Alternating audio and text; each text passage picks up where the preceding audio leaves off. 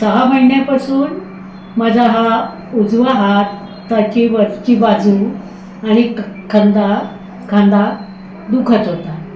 तर मी म्हटलं ठीक होईल, पण नाही झाला आणि त्याच्यात गाठी पडल्या. मग मी डॉक्टर मयुरींकडे आले. त्यांनी मला फिजिओथेरपिस्टचा सगळा पूर्ण कोर्स 7 दिवसाचा करवला. त्याच्याने मला आता 80% आराम आहे आणि त्यांचं म्हणणं आहे की तुम्ही जर एक्सरसाइज केली तर तुम्ही पूर्णपणे बरे व्हाल.